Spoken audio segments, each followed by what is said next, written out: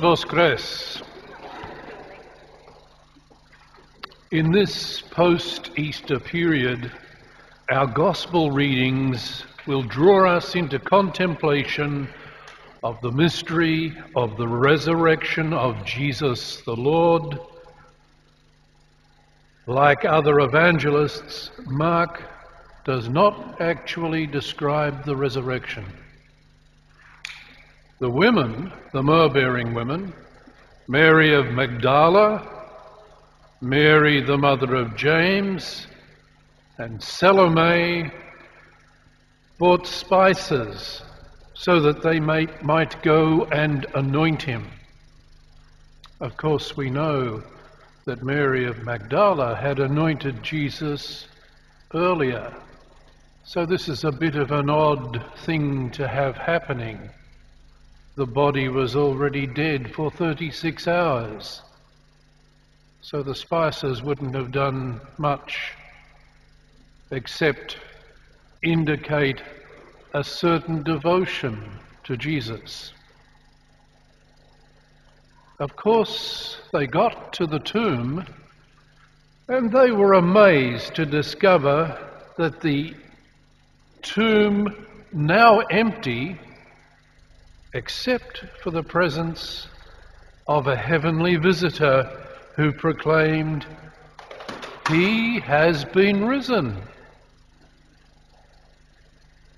The empty tomb, of course, is testimony that Jesus' body could not remain there because he had already raised. Something profoundly miraculous happened. The Myrrh-Bearing women experienced something quite life-changing. While the details fall away in various recountings, something seminal to our Christian life has occurred.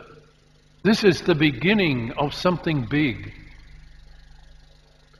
The utterly transcendent has happened and is revealed.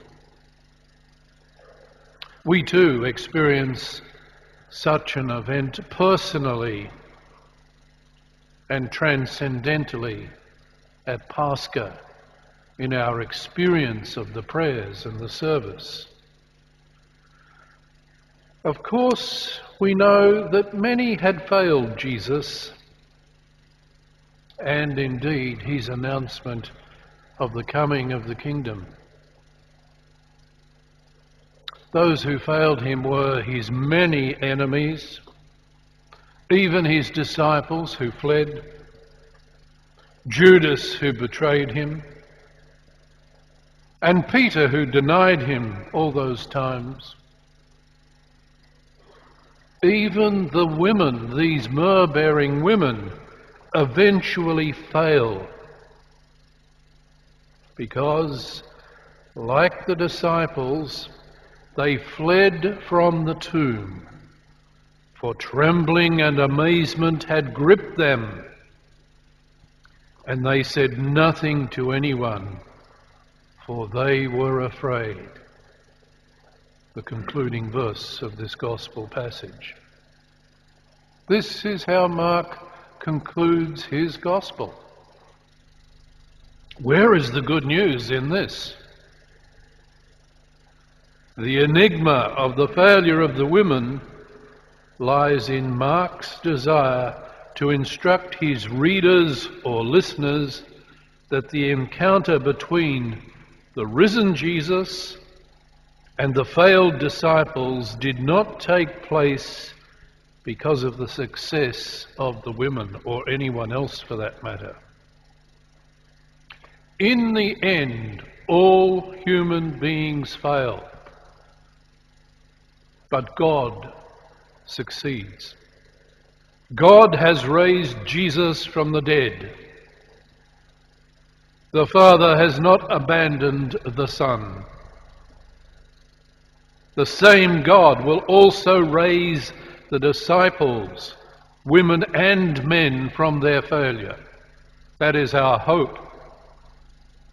And that is why the Gospel of Mark ends so inconclusively. Those lines, great fear, because of their great fear, they said nothing to anyone. What a way to end. It leaves us hoping and wondering what will come about. We all need to meet the risen Lord, but the initiative is with God. We must stand ready and receptive for the coming of God, because what Jesus said would happen will happen. That's the point of the Gospel of Mark. Christos Voskres.